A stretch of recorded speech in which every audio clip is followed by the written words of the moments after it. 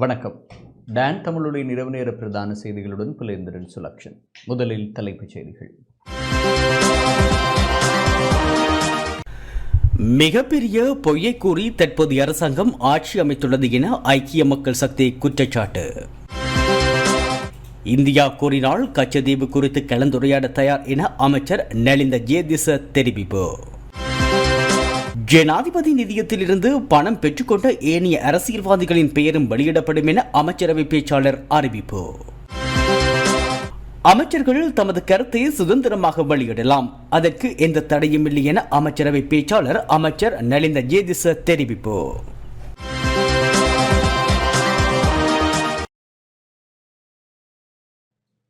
தொடர்வது முதன்மை செய்தி.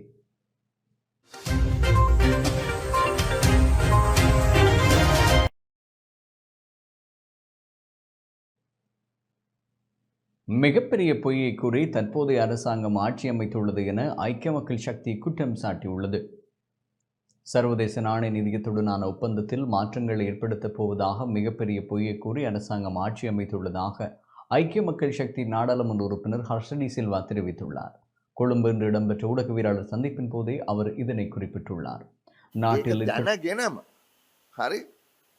அசத்திய பிரகாஷ ஓன் ஜனதாவட்ட கரா நாட்டில் ஏற்பட்ட பொருளாதார நெருக்கடி காரணமாக சர்வதேச நாணய நிதியத்துடன் ஒப்பந்தம் செய்யும் தேவை ஏற்பட்டது. அதன் அடுத்த கட்ட நிதியை பெறுவதற்காக கடந்த ஜனாதிபதி தேர்தலுக்கு ஓரிரு தினங்களுக்கு முன்னர் புரிந்துணர்வு செய்து கொள்ளப்பட்டது. எனினும் அந்த ஒப்பந்தத்தில் மாற்றங்களை ஏற்படுத்தப் போவதாக ஜனாதிபதி அனுரகுமார திசாநாயக்க உள்ளிட்ட தேசிய மக்கள் சக்தியினர் கூறி வந்தனர். தேர்தலில் வெற்றி பெறுவதற்காக பொய் உரைத்தனர். எனினும் அதில் முக்கியமானதொரு எந்த ஒரு மாற்றத்தையும் செய்ய முடியாது என நாம் ஏற்கனவே தெரிவித்திருந்தோம். அந்த ஒப்பந்தம் இப்போதும் தொடர்கிறது. ஆகவே மிகப்பெரிய பொய்யை கூறி தற்போதைய அரசாங்கம் ஆட்சி அமைத்துள்ளது என்பது தெளிவாகின்றது.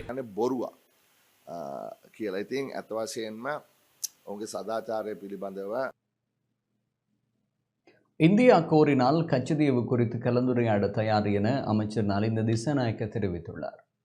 கச்சதீவு விவகாரம் தொடர்பில் இந்திய மத்திய அரசாங்கம் பிரேரணை ஒன்றை முன்வைத்தால் அது தொடர்பில் கலந்துரையாட தயார் என அமைச்சரவை பேச்சாளர் அமைச்சர் நலிந்த ஜெயதிச தெரிவித்துள்ளார்.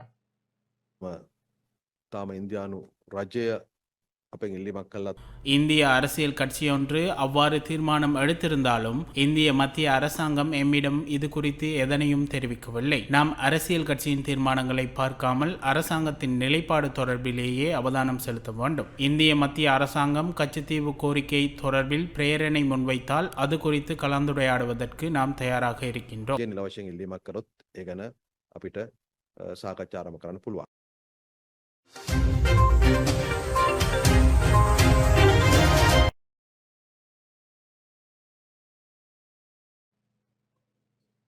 தலைமன்னார் கடற்பரப்பில் கைது செய்யப்பட்ட 17 மீனவர்களும் விளக்கமறியலில் வைக்கப்பட்டுள்ளனர்.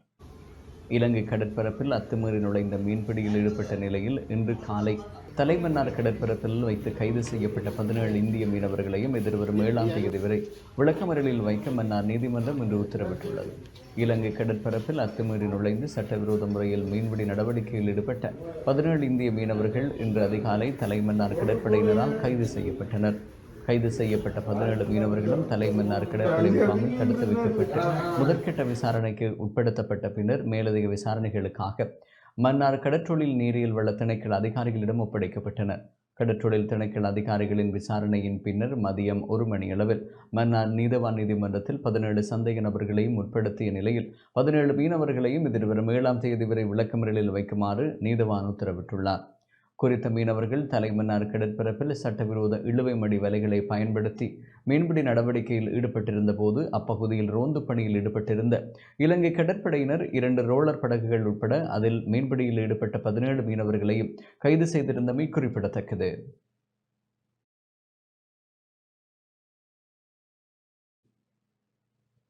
இதேவேளை கைது செய்யப்பட்ட இந்தியா ராமேஸ்வரம் மீனவர்கள் 17 பேரையும் விடுவிக்க அரசு நடவடிக்கை எடுக்க வேண்டும் என உறவினர்கள் கோரிக்கை விடுத்துள்ளனர். இலங்கை கடல் எல்லைக்குள் கைது செய்யப்பட்ட இந்திய மீனவர்களை உடனடியாக விடுதலை செய்து தாயகம் அழைத்து வர அரசு நடவடிக்கை எடுக்க வேண்டும் என உறவினர்கள் கோரிக்கை விடுத்துள்ளனர். கைது செய்யப்பட்ட 17 மீனவர்களின் ஒரே குடும்பத்தைச் சேர்ந்த உறவினர்களான 8 பேர் உள்ளடங்குவதாகவும் தெரிவிக்கப்பட்டுள்ளது. நாளை கிறிஸ்துமஸ் பண்டிகை தங்களுக்கு கருப்பு கிறிஸ்மஸாக மாறிவிட்டதாகவும் உடனடியாக மீனவர்களை விடுதலை செய்து தாயகம் அனுப்பி வைக்குமாறும் சிறைப்பிடிக்கப்பட்ட மீனவர்களின் உறவினர்கள் கோரிக்கை விடுத்துள்ளனர். நான் எங்கள் பிள்ளைய வந்து 2 மணி 3 மணி இருக்கும்யா போச்சு ஐயா. நாளைக்கு கிறிஸ்மஸ் எங்களுக்கு கையில் ஒன்றும் கிடையாது. அதை வச்சு நாங்கள் சாப்பிடணும்னு சொல்லிட்டு நம்ம பிள்ளைங்க நம்ம அம்மா நெடுவு நிற்கக்கூடாதே அப்படின்னு எடுத்துக்கிட்டு கறிபுடி எடுத்து சாப்பிடுவோம் குடும்பத்தோடு அப்படின்னு சொல்லி போச்சு ஐயா. போனவங்களை இப்போ கைது பண்ணிட்டாங்க ஐயா. நாங்கள் எப்படியோ நாங்கள் இருப்போம், குடும்பத்தை வச்சு வாழ முடியும். எங்களுக்கு வேறு வேலையும் தெரியாது. எங்களுக்கு என்ன வேலை தெரியும்? மீனை பிடிக்கிற தவிர எங்களுக்கு எந்த இதுவும் தெரியாதுயா. எங்களுக்கு வந்து எங்கள் பிள்ளையில வந்து எங்கள்கிட்ட வந்து தாயிட்ட வந்து ஒப்படைக்கங்க. எங்களுக்கு அதே எங்களுக்கு போதுமையா.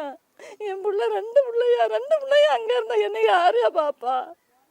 என்னால் முடியாதுயா. என் பிள்ளைய என்ன கொண்டு வந்து சேர்த்துருங்கய்யா. நேற்று 3 மணிக்கு தான் வீட்டை விட்டு எல்லாருமே போனாங்க. சரி நல்ல நாள் பொழுதா இருக்கே, போனால் என்னத்தையும் ஒரு கறிப்புளி எடுத்து சாப்பிட்டுட்டு குடும்பத்தோடு நிம்மதியாக இருக்குன்னு சொல்லி போன ஆட்களுக்கு இந்த கதி நடக்குன்னு நினைக்க கூட இல்லை. பச்சை பிள்ளைலாம் அப்பா இல்லாமல் இருக்காது. எனக்கு எங்கள் வீட்டில் அவ்வளோ ஒரு இது. என் கொழுந்தும் போயிருக்கான், எங்கள் அண்ணன் தம்பி போயிருக்கு, சித்தப்பா மகன் போயிருக்கான், சித்தப்பா போயிருக்காங்க, அண்ணன் மகன் இன்னும் 2 பேர் போயிருக்காங்க. அவ்வளவுமே ஒரே குடும்பம். இப்போ இந்த குடும்பத்தை ஒரு ஆளை நம்பித்தான் எல்லா குடும்பமுமே வாழ்வாதாரம் இருந்துச்சு. இப்போ ஒரு ஆள் ஓனர் புடிவடை இந்த 8 பேர் குடும்பமும் என்ன கதியாகுன்னு எங்களுக்கே தெரியலை. தயவு செய்து நாளைக்கு எங்கள் அண்ணன் தம்பி சித்தப்பா மக்கள் எல்லாரையும் விடுதலை பண்ண மாதிரி கேட்டுக்கிறேன். ஜனாதிபதி நிதியத்திலிருந்து பணம் பெற்றுக்கொண்ட ஏனைய அரசியல்வாதிகளின் பெயரும் வெளியிடப்படும் என அமைச்சரவை பேச்சாளர் தெரிவித்துள்ளார். ஜனாதிபதி நிதியத்திலிருந்து பணம் பெற்றுக்கொண்ட மேலும் பல அரசியல்வாதிகளின் விவரங்களை நாடாளுமன்றத்தில் சமர்ப்பிக்க உள்ளதாக அமைச்சரவை பேச்சாளரும் அமைச்சருமான நலிந்த ஜெயதிச தெரிவித்துள்ளார். දේශපාලඥයන් කීප දෙනෙකුගේ නම් පමණයි. තවත් නම් ලයිස්තුවක් මගේ අතේ තියෙනවා. ஜனாதிபதி நிதியத்திலிருந்து பணம் பெற்றுக்கொண்ட முன்னாள் அமைச்சர்கள், நாடாளுமன்ற உறுப்பினர்கள் சிலரது விவரங்களை நாம் நாடாளுமன்றத்தில் சமர்ப்பித்திருந்தோம். 2005 ஆண்டு முதல் 2024 ஆண்டு வரை பணத்தை பெற்றுக்கொண்டோரின் தகவல்கள் வெளியிடப்பட்டன. அந்த காலப்பகுதியில் பணம் பெற்றுக்கொண்ட பிரதேச சபை, மாகாண சபை உறுப்பினர்கள், ஆளுநர்கள் உள்ளிட்டோரின் பெயர் விவரங்களையும் திரட்டி வருகின்றோம். அதற்கு முன்னரான ஆவணங்களையும் பரிசீலிக்கின்றோம். ஜனாதிபதி செயலகத்தில் சில ஆவணங்களை பெற்றுக்கொள்வதற்கு சிரமமாக இருக்கின்றது. எவ்வாறாயினும் அடுத்த நாடாளுமன்ற அமர்வின் போது 2 கடமைகள் உள்ளன. ஒன்று, ஜனாதிபதி நிதியத்திலிருந்து பணம் பெற்றுக்கொண்ட ஏனைய அரசியல்வாதிகளின் பெயரை வெளியிடுவது, மற்றது எதிர்க்கட்சி தலைவரின் கல்வி தகமையை பரிசீலிப்பது ஆகியவனவாகும். ඔය මම නම් සඳහන් කරපු මන්ත්‍රීවරු ඇමතිවරු ஸ்ரீலங்கா டெலிகாம் ஊழியர்கள் ஜனாதிபதி செயலகத்திற்கு முன்னால் கவன ஈர்ப்பு போராட்டம் ஒன்றை முன்னெடுத்தனர். ஸ்ரீலங்கா டெலிகாம் ஊழியர்கள் சிலர் ஜனாதிபதி செயலகத்திற்கு அருகில் இன்று கவன ஈர்ப்பு போராட்டம் ஒன்றை முன்னெடுத்தனர். டெலிகாம் ஊழியர்கள் பலவந்தமாக வெளியேற்றப்படுவதாக போராட்டத்தில் ஈடுபட்டோர் குற்றம் சுமத்தினர். இது குறித்து இலங்கை தொலைத்தொடர்பு ஒழுங்குபடுத்தும் ஆணைக்குழுவின் தொழிற்சங்க தலைவர் சமந்தருவன் பத்ரன ஊடகங்களுக்கு கருத்து வெளியிட்டார். ශ්‍රී ලංකා ටෙලිකොම් ආයතනය පසුගිය කාලේ කුණු කොල්ලට විකුණන්න ලෑස්ති වුණා. ඒ විකුණන්න ලෑස්ති වෙන එක නවත්තන්න ஸ்ரீலங்கா டெலிகாம் நிறுவனம் விற்பனை செய்யப்படுவதற்கு எதிராக நாம் கடந்த காலங்களில் போராட்டங்களை முன்னெடுத்திருந்தோம். அப்போது போராட்டத்தில் ஈடுபட்டோரை வெளியேற்றும் நடவடிக்கைகள் முன்னெடுக்கப்பட்டன. அதற்கு எதிராகவே நாம் ஜனாதிபதி செயலகத்திற்கு அருகில் கவன ஈர்ப்பை மேற்கொண்டோம். டெலிகாம் ஊழியர்களை பலவந்தமாக வெளியேற்ற முயற்சிப்பதை நாம் வன்மையாக கண்டிக்கின்றோம். இதற்கு அரசாங்கம் உரிய பதில் வழங்க வேண்டும் என நாம் கோரிக்கை விடுக்கின்றோம். මැක්සි සේජන්තයන් එකතු වෙලා ඒ අවස්ථාවේ ඒගොල්ලන්ට මේක ටෙලිකොම් ආයතන විකුණ ගන්න බැරි වෙච්ච නිසා லயன் குடியிருப்புகளிலிருந்து மக்களை வெளியேற்றும் நடவடிக்கைக்கு தடை விதிக்குமாறு மனோ கணேசன் எம்பி கோரிக்கை விடுத்துள்ளார். தோட்ட நிர்வாகங்கள் லயன் குடியிருப்பாளர்களிடமிருந்து மக்களை வெளியேற்றும் நடவடிக்கைக்கு தடை விதிக்குமாறு நாடாளுமன்ற உறுப்பினர் மனோ கணேசன் ஜனாதிபதிக்கு கடிதம் மூலம் கோரிக்கை விடுத்துள்ளார். தற்போது இரத்தினபுரி, எகலியகுட, சன்லைன் தோட்டத்தில் இத்தகைய முயற்சி இடம்பெறுவதாகவும் இதற்கு அவசர தடை பணிபுரிய தோட்ட நிறுவனங்களை நோக்கி ஜனாதிபதி அறிவிக்க வேண்டும் எனவும் வலியுறுத்தியுள்ளார். மேலும் புதிய காணி உரிமை வழங்க முன்னர் அங்கே ஏற்கனவே வசிப்பவர்களை அடாத்தாக வெளியேற்றுவதை தடுக்கும் தடை உத்தரவை ஜனாதிபதி அறிவிக்க வேண்டும் எனவும் அதற்கு தமிழ் முற்போக்கு கூட்டணி முழு ஒத்துழைப்பை வழங்கும் எனவும் மனோ கணேசன் குறிப்பிட்டுள்ளார்.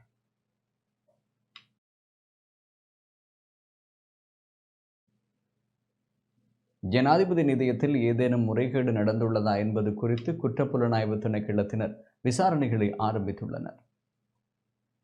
கடந்த காலங்களில் ஜனாதிபதி நிதியத்தில் ஏதேனும் முறைகேடு நடந்துள்ளதா என்பதை கண்டறிய குற்றப்புலனாய்வு திணைக்களத்தினர் விசாரணைகளை ஆரம்பித்துள்ளனர். பதில் போலீஸ் மா அதிபரின் பணிப்புரையின் பேரில் குறித்த விசாரணைகள் ஆரம்பிக்கப்பட்டுள்ளதாக தெரிவிக்கப்பட்டுள்ளது. அண்மையில் ஆளுங்கட்சியின் பிரதம அமைப்பாளரான அமைச்சர் நலிந்த ஜெயதிச ஜனாதிபதி நிதியத்திலிருந்து பணம் பெற்ற நாடாளுமன்ற உறுப்பினர்கள் மற்றும் அமைச்சர்களின் பெயர் பட்டியலை நாடாளுமன்றத்தில் வெளியிட்டிருந்த நிலையிலேயே குற்றப்புலனாய்வு திணைக்களத்தினர் விசாரணைகளை ஆரம்பித்துள்ளதாக தெரிவிக்கப்படுகிறது.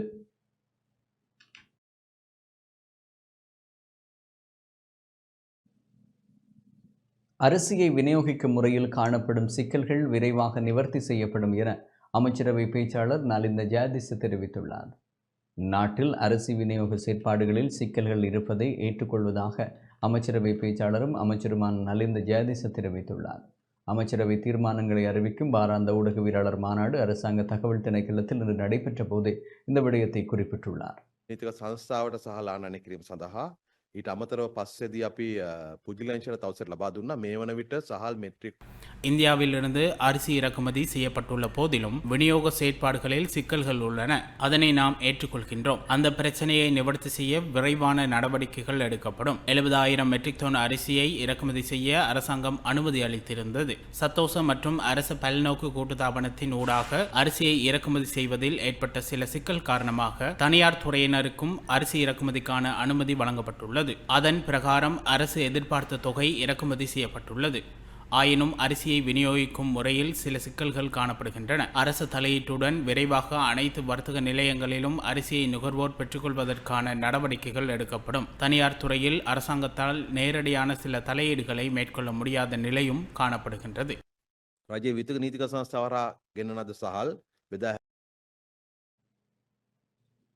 அமைச்சர்கள் தமது கருத்தை சுதந்திரமாக வெளியிடலாம், அதற்கு எவ்வித தடையும் இல்லை என அமைச்சரவை பேச்சாளர் அமைச்சர் நலிந்த ஜெயதிச தெரிவித்துள்ளார்.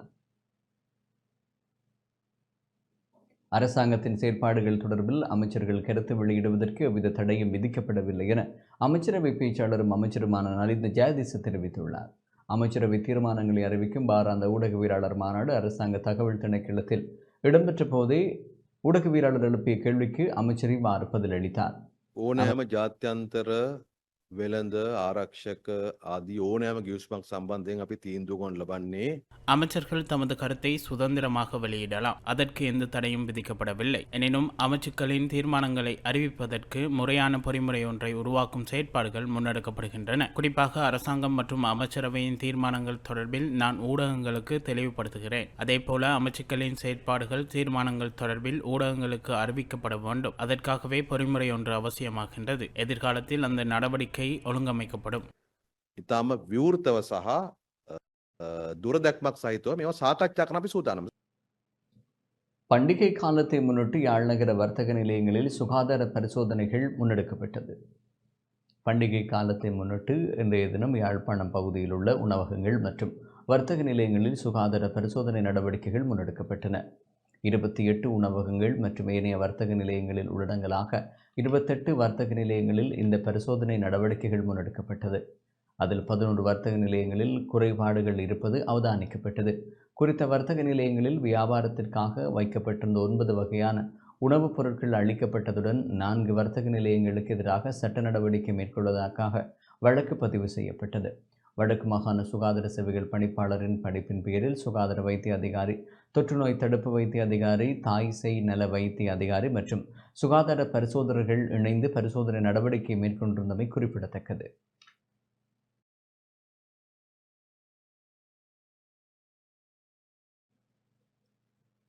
இணையதளமுடான நிதி மோசடிகள் பண்டிகை காலத்தில் அதிகரித்துள்ளதாக தெரிவிக்கப்பட்டுள்ளது.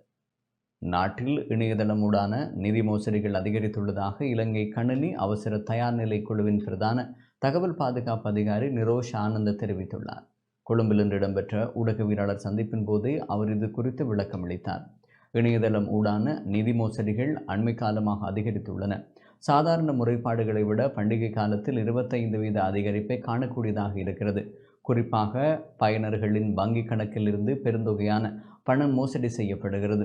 வங்கியிலிருந்து குறுஞ்செய்தி அனுப்பப்படுவதைப் போன்று வாடிக்கையாளர்களை ஏமாற்றும் வகையில் செயற்பாடுகள் முன்னெடுக்கப்படுகின்றன. அங்கீகரிக்கப்பட்ட வங்கியொன்றின் இணையதளத்தை போன்றே போலியான இணையதளங்கள் வடிவமைக்கப்பட்டு தரவுகள் திருடப்படுகின்றன. அத்துடன் பண்டிகை காலம் என்பதனால் இணையதளம் ஊடாக பொருட்களை கொள்வனவு செய்யும் போது தரவுகள் திருடப்படுகின்றன. இந்த வருடத்தில் நிதி மோசடி உள்ளிட்ட இணையதள குற்றங்கள் தொடர்பில் 7000 முறைப்பாடுகள் கிடைக்கப்பெற்றுள்ளன. இது குறித்து பொதுமக்கள் விழிப்புணர்வுடன் இருக்க வேண்டும் எனவும் அறிவுறுத்தப்பட்டுள்ளனர்.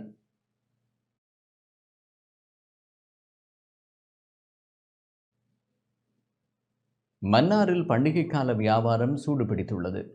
நத்தார் மற்றும் புதுவருட பண்டிகை காலத்தை முன்னிட்டு மன்னார் நகரசபை பிரிவுக்குட்பட்ட பகுதிகளில் தற்காலிக பண்டிகை கால வியாபார நிலையங்கள் அமைக்கப்பட்டு வியாபார நடவடிக்கைகள் மேற்கொள்ளப்பட்டு வரும் நிலையில் தற்போது பண்டிகை கால வியாபார நடவடிக்கைகள் சூடுபிடித்துள்ளது. மன்னார் நகரசபையினரால் கேள்விகோரல் அடிப்படையில் சுமார் 300க்கும் மேற்பட்ட வியாபார நிலையங்கள் அமைக்கப்பட்ட இடம் ஒதுக்கீடு செய்யப்பட்டு வியாபார நடவடிக்கைகள் இடம்பெற்று வருகிறது. உள்ளூர் மற்றும் தென்பகுதி வியாபாரிகள் இடத்தை குத்தகை அடிப்படையில் கொள்வனவு செய்து வியாபார நடவடிக்கைகளில் ஈடுபட்டு வருகின்றனர். கடந்த 20ஆம் தேதி முதல் எதிர்வரும் 31ஆம் தேதி வரை குறித்த பண்டிகை கால வியாபார நடவடிக்கைகள் இடம்பெற்றுள்ளதுடன் தற்போது மாவட்டத்தில் பல பாகங்களில் இருந்தும் மக்கள் மன்னார் நகர் பகுதிக்கு வருகிறது பொருட்களை கொள்வனவு செய்து வருகின்றனர். கடந்த காலங்களை விட இம்முறை அதிகமாக விற்பனை நிலையங்கள் வைக்கப்பட்டுள்ளதுடன் மக்கள் ஆர்வத்துடன் பொருட்களை கொள்வனவு செய்தும் வருகின்றனர்.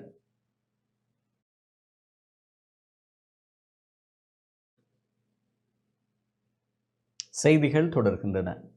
கிளிநொச்சியில் அதிகரித்த மதுக்கடைகளுக்கு எதிரான கண்டன போராட்டம் ஒன்று இன்று முன்னெடுக்கப்பட்டது. கிளிநொச்சியில் அதிகரித்துள்ள மதுபான சாலைகளை மூடுமாறு கோரி இன்று கண்டன பேரணி ஒன்று முன்னெடுக்கப்பட்டதுடன் ஜனாதிபதிக்கான மகஜர் ஒன்றும் கையளிக்கப்பட்டது. கிளிநொச்சி பசுமை பூங்கா முன்றலில் இருந்து மாவட்ட செயலகம் வரை பேரணி இடம்பெற்று அங்கு போராட்டம் முன்னெடுக்கப்பட்டது. தொடர்ந்து தமது கோரிக்கைகள் அடங்கிய ஜனாதிபதிக்கான மகஜரை மத தலைவர்கள் இணைந்து மாவட்ட பதில் அரசு அதிபர் முரளிதரனிடம் கையளித்தனர். போராட்டத்தில் கிளிநொச்சி மாவட்டத்தின் சிவில் சமூக அமைப்புகள், மத தலைவர்கள் மற்றும் வர்த்தக சங்கத்தினர், கிராம மட்ட அமைப்புகளின் பிரதிநிதிகளும் கலந்து கொண்டனர். இந்த போராட்டம் நிறைவு பெற்றிருக்கின்றது. இது இன்று நிறைவு பெற்றிருக்கின்றது. இதற்கான சரியான நடவடிக்கைகள், சரியான செயற்பாடுகளை இந்த அரசாங்கம் முன்னெடுக்காவிட்டால் நாங்கள் தொடர்ச்சியாக எங்களுடைய இந்த அமைதி வழி போராட்டம் வெவ்வேறு விதமான போராட்டங்களாக மாறக்கூடிய சூழ்நிலையை இந்த அரசாங்கம் எங்களுக்கு ஏற்படுத்தக்கூடாது. இது எங்களுடைய வாழ்வாதார பிரச்சனை. இன்று பாடசாலை மாணவர்கள் கூட மதுபானங்களை இலகுவாக பெற்றுக்கொள்ளக்கூடிய ஒரு சூழ்நிலை ஏற்படுகின்றது. அண்மையில் கூட கிளிநொச்சியில் ஒரு 16 வயது மகன் தாயை கொன்ற சம்பவம் கூட இந்த அதிகரித்த மதுபான சாலைகளுக்கு பின்னர் தான் ஏற்பட்டுகின்றது. எங்களது கல்விகளை சீரழித்து நாங்கள் எல்லோரும் மது போதைகளுக்கு அடிமையாக வாழ்ந்தோம் என்று சொன்னால் நாங்கள் மிருகங்களை விட மிக மோசமாக மாறக்கூடிய சூழ்நிலை இருக்கின்றது. தனது கணவனோ அல்லது தனது வீட்டில் வருமானம் உழைப்பவர்கள் மதுபான சாலைக்கு காசை கொடுத்து போட்டு வந்தால் அன்று அந்த பிள்ளைகளுக்கு சாப்பாடு கொடுப்பதற்கு எவ்வளவு தூரம் கஷ்டப்படுவோம் என்பது இங்கே வந்திருக்கின்ற அம்மாமாருக்கு தான் தெரியும். அதனால்தான் நிறைய பெண்கள் இந்த போராட்டத்தில் பங்கு பெற்றிருக்கிறீர்கள். சட்டவிரோதமாக இயங்குகின்ற கசிப்பு உற்பத்தி நிலையங்களை போலீசார் உடனடியாக கட்டுப்படுத்த வேண்டும். இல்லை என்று சொன்னால் அந்த அதிகாரங்களை போலீசார் எங்களுக்கு தர வேண்டும். நாங்கள் அவர்களை கட்டுப்படுத்துவோம். ஆகவே நாங்கள் சட்டத்தை கையில் எடுக்க விரும்பவில்லை. நாங்கள் கிளிநொச்சி மாவட்ட போலீஸ் உத்தியோகத்தர்களுக்கு நாங்கள் சொல்லுகின்ற ஒரு விடயம், கசிப்பு உற்பத்திகளை கட்டுப்படுத்த வேண்டியதும் சட்டவிரோத மது உற்பத்தியை கட்டுப்படுத்த வேண்டியதும் போலீசாருடைய பொறுப்பு. சாராய பார்களை பூட்டினால் கசிப்பு உற்பத்தி அதிகரிக்கும் என்று சொன்னால் போலீஸ் ஸ்டேஷன்களையும் பூட்டி போட்டு அவர்களும் வீடுகளுக்கு தான் செல்ல வேண்டும். ஏனென்று சொன்னால் கிளிநொச்சி மாவட்டத்தில் உள்ள போலீஸ் நிலையங்கள் இருக்குமாக இருந்தால் கசிப்பு உற்பத்திகளை கட்டுப்படுத்த போலீசாரால் முடியும். சாராய பார் அகற்றப்படுவதால் கசிப்பு உற்பத்தி ஒரு நாள் அதிகரிக்காது.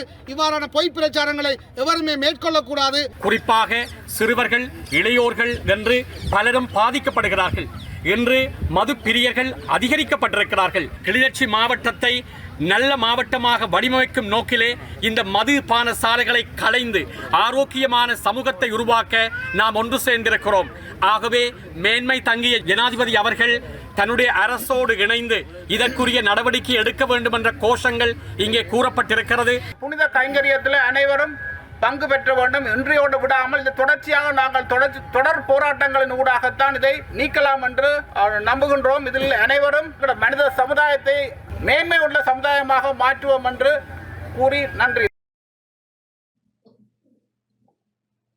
திருகோணமலை தோப்பூர் விவசாயிகளுக்கு ரஷ்ய அரசாங்கத்தின் MOP உரம் இலவசமாக வழங்கப்பட்டது. திருகோணமலை தோப்பூர் கமநல சேவை நிலையத்திற்கு உட்பட்ட நஜா விவசாய சம்பள விவசாயத்திற்கு ரஷ்ய அரசாங்கத்தினால் வழங்கப்பட்ட எம்ஓபி இலவச மானிய பசலை இன்று விநியோகம் செய்யப்பட்டது. நஜா விவசாய சம்பளத்திற்குட்பட்ட 213 விவசாயிகள் இலவச மானிய உரத்தினை பெற்றுக் கொண்டனர்.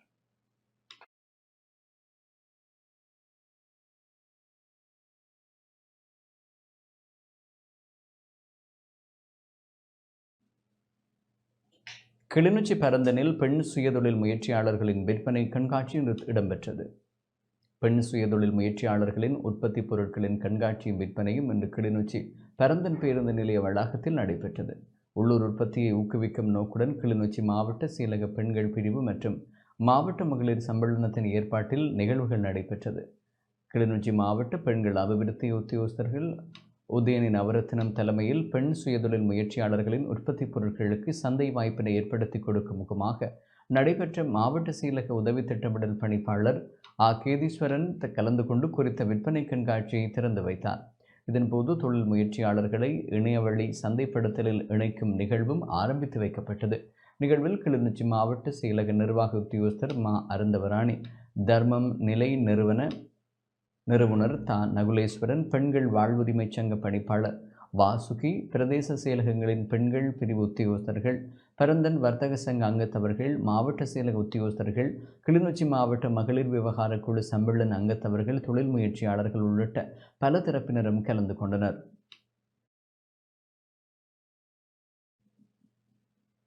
அம்பாறை திருக்கோவில் பிரதேசத்தில் மாற்றுத்திறனாளிகளுக்கு உலர் உணவுப் பொதிகள் வழங்கப்பட்டன. அம்பாறை திருக்கோவில் பிரதேசத்தில் வெள்ள அனர்த்தத்தினால் பாதிக்கப்பட்ட குடும்பங்களைச் சேர்ந்த தெரிவு செய்யப்பட்ட மாற்றுத்திறனாளிகளின் குடும்பங்களுக்கு நிவாரண உதவிகள் வழங்கப்பட்டன. இவ்வுதவியானது திருக்கோவில் பிரதேச செயலாளரின் கோரிக்கைக்கு அமைவாக கனடா ஈகை அமைப்பின் நிதி உதவியுடன் திருவதிகை கலைக்கூடத்தினால் இன்று வழங்கப்பட்டது. ஒரு குடும்பத்திற்கு 3000 ரூபாய் பெறுமதியான உலர் உணவுப் பொதிகள் என்ற அடிப்படையில் 50 குடும்பங்களுக்கு உலர் உணவுப் பொதிகள் வழங்கப்பட்டன.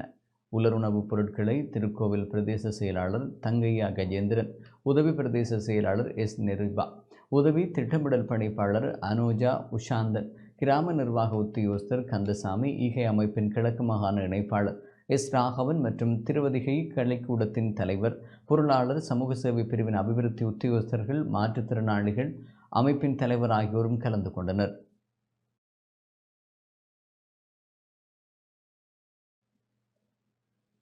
புது வருடத்தை முன்னிட்டு 513வது இராணுவ படைப்பிரிவினரால் இன்று பல உதவி திட்டங்கள் வழங்கி வைக்கப்பட்டன.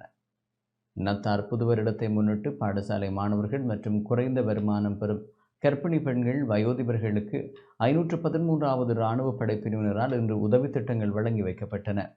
யாழ் மாவட்ட பாடசாலைகளைச் சேர்ந்த தெரிவு செய்யப்பட்ட 50 மாணவர்களுக்கு அவர்களின் தேவைகளை கருத்தில் கொண்டு துவிச்சக்கர வண்டிகளும், 25 கர்ப்பிணி பெண்களுக்கான உலர் உணவுப் பொருட்களும், 25 வயோதிபர்களுக்கு உணவுப் பொதிகளும் வழங்கி வைக்கப்பட்டன.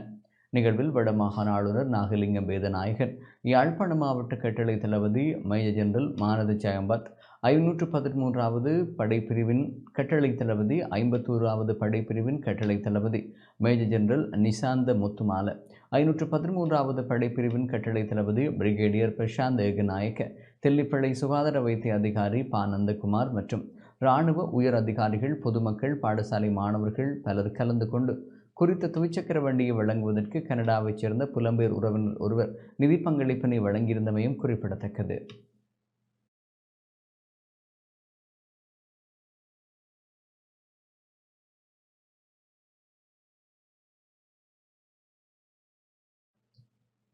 எம்ஜிஆரின் 37வது ஆண்டு நினைவு தினம் இன்று யாழ்ப்பாணம் வல்வெட்டித்துறையில் நினைவு கூறப்பட்டது.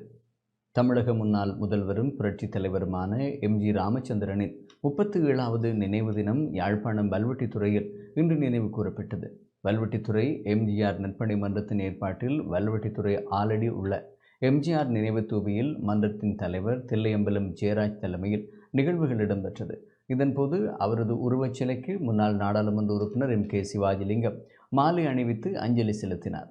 தொடர்ந்து அவரது ரசிகர்கள், எம்ஜிஆர் நற்பணி மன்ற உறுப்பினர்கள் அஞ்சலி செலுத்தினர்.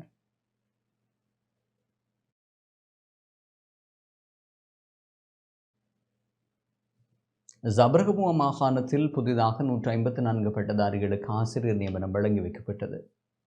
ஜப்ரகமுவ மாகாணத்தில் நிலவி வரும் ஆசிரியர்கள் பற்றாக்குறையினை நிவர்த்தி செய்யும் முகமாக ஆசிரியர் சேவைக்கு புதிதாக 154 பட்டதாரிகளுக்கு ஆசிரியர் நியமனம் வழங்கி வைக்கப்பட்டது. இவர்களுக்கான நியமன கடிதங்கள் வழங்கி வைக்கும் நிகழ்வு சப்ரகமுவ மாகாண ஆளுநர் ஜம்பா ஜானகி ராஜரத்ன தலைமையில் சப்ரகமுவா மாகாண சபையின் கேட்பொருகூடத்தில் இடம்பெற்றது. இலங்கையின் ஆசிரியர் சேவைக்கு சப்ரகமுவ மாகாண அரச சேவைகள் ஆணைக்குழுவினால் இவரிடம் நடத்தப்பட்ட போட்டி பரீட்சையின் பெறுபவர்களின் அடிப்படையிலே இந்த ஆட்சேர்ப்புகள் இடம்பெற்றுள்ளன. இந்நிகழ்வில் பெருந்தோட்ட சமூக அபிவிருத்தி பிரதி அமைச்சர் சுந்தரலிங்கம் பிரதீப், இரத்தினபுரி மாவட்ட அபிவிருத்தி குழு தலைவரும் மாவட்ட நாடாளுமன்ற உறுப்பினருமான சாந்த பத்மகுமார், இரத்தினபுரி மாவட்ட நாடாளுமன்ற உறுப்பினர் சுனில் ராஜபக்ஷ, சப்ரகமுவ மாகாண சபையினுடைய முன்னாள் உறுப்பினர் புஷ்பகுமார திசாநாயக்க, சப்ரகமுவ மாகாண பிரதம செயலாளர் மஹிந்த எஸ் வீரசூரிய, மாகாண கல்வி அமைச்சின் செயலாளர் ஜாமர பனுமு, மாகாண கல்வி பணிப்பாளர் தர்ஷினி இந்தமல்கொட உட்பட அரசு அதிகாரிகள் பலரும் இதில் கலந்து கொண்டனர்.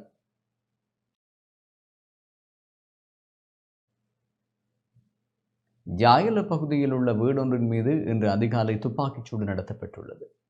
யாயல சாந்தஹானா பகுதியில் உள்ள வீடொன்றின் மீது இன்று அதிகாலை மோட்டார் சைக்கிளில் வந்த இருவரால் துப்பாக்கிச்சூடு தாக்குதல் நடத்தப்பட்டுள்ளது. இந்த துப்பாக்கிச்சூட்டில் யாருக்கும் பாதிப்பு ஏற்படவில்லை என்றும் குறித்த வீட்டின் கேட் மற்றும் சுவர்கள் சேதமடைந்துள்ளதாகவும் போலீசார் தெரிவித்துள்ளனர். சம்பவம் தொடர்பான விசாரணைகளை யாயல போலீசார் ஆரம்பித்துள்ளனர். குறித்த வீட்டின் மீது கடந்த 15ஆம் தேதி இரவும் மோட்டார் சைக்கிளில் வந்த இருவர் துப்பாக்கிச்சூடு நடத்தியிருந்தமையும் குறிப்பிடத்தக்கது.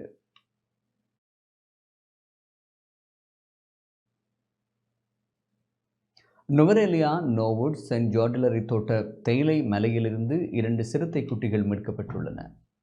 நுவரெலியா நோவுட் போலீஸ் பிரிவுக்கு உட்பட்ட மேல்பிரிவு தோட்ட தேயிலை மலையின் அடிவாரத்தில் இருந்து 2 சிறுத்தை குட்டிகள் இன்று காலை மீட்கப்பட்டுள்ளது.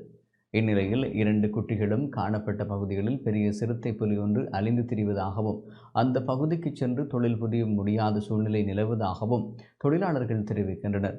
இது தொடர்பாக நல்லதண்ணி வனவிலங்கு அதிகாரிகள் உரிய நடவடிக்கை எடுக்கப்பட வேண்டும் எனவும் சென்ட் லோண்டிலரி மேற்பிரிவு தோட்ட தொழிலாளர்கள் கோரிக்கை விடுத்துள்ளனர். தோட்ட 2A மலையில் பில்லு பிடிங்கிட்டு இருக்கக்குள்ள இந்த மாதிரி ஒரு பொடியும் பக்கத்துல பில்லு பிடிங்கிட்டு இருக்கக்குள்ள தேயிலத்தூரில் சிறுத்தை குட்டி 2 இருந்துச்சு. அதை நாங்கள் தோட்ட அதிகாரிகிட்டையும் கேபி மாத்தியாகிட்டையும் சொல்லி அப்போ அவங்க எல்லாம் பார்த்துட்டு வனவிலங்கு அதிகாரிகளுக்கு கோல் எடுத்து சொல்லி அப்போ அவங்க சொல்லியிருக்காங்க இதை கொண்டு போயிட்டு இருந்த இடத்துலயே வைக்க சொல்லி. ஆனால் அந்த இடம் நாங்கள் இன்றைக்கு கொண்டு போயிட்டு அங்கனக்கே வச்சோம்னா நாளைக்கு இது பெருசாகி இன்னும் தோட்டத்தில் காடு மாதிரி தான் கிடக்குது. அந்த காடு மாதிரி இருக்கிற இடத்துல இன்னும் இப்போ அதை கொண்டு போயிட்டு வைக்க போற நேரத்தில் அங்கே பெரிய சிறுத்தை தேடிக்கிட்டு இருக்குது குட்டியை.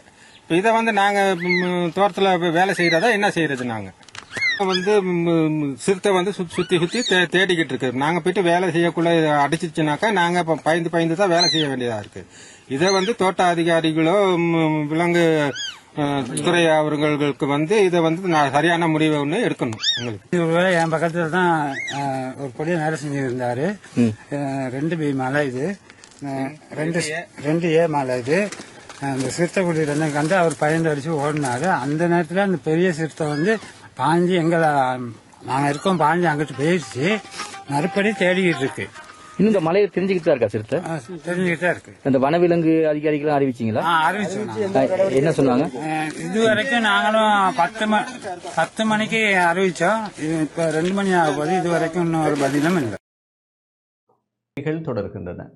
உதயம் விழிப்புலனற்றோர் சங்கத்தின் ஒளி விழா வெகு விமர்சையாக நடைபெற்றது. இயேசு பாலகன் பிறப்பினை குறிக்கும் வகையில் மட்டக்களப்பு மாவட்டத்தில் பல்வேறு நிகழ்வுகள் நடைபெற்று வருகின்றன. மட்டக்களப்பு உதயம் விழிப்புலனற்றோர் சங்கத்தின் ஒளிவிழா நிகழ்வு வெகு விமர்சையாக நடைபெற்றது.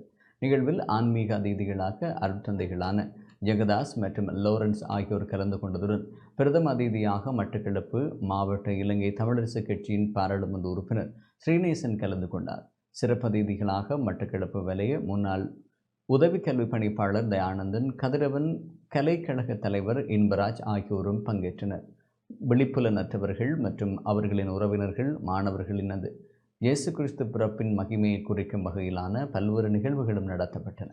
நிகழ்வில் உதயம் விழிப்புலனற்றோர் சங்கத்தின் உறுப்பினர்களுக்கு உலருணவு பொதிகள் மற்றும் புத்தாடைகள் கிறிஸ்துமஸ் தினத்தை முன்னிட்டு வழங்கி வைக்கப்பட்டன.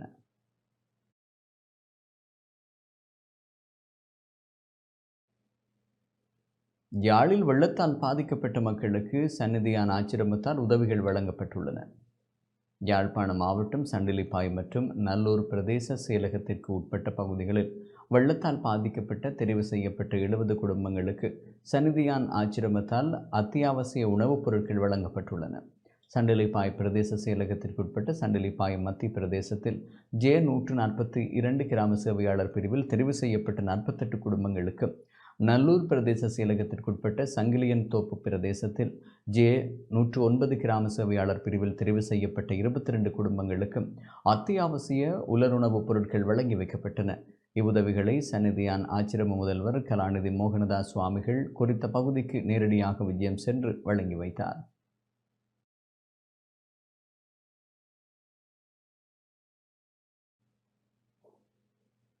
இத்துடன் இந்த செய்திகள் நிறைவுக்கு வருகின்றன. மேலதிக செய்திகளுக்கு நமது டான் நியூஸ் தொலைக்காட்சியுடன் இணைந்திருங்கள். வணக்கம்.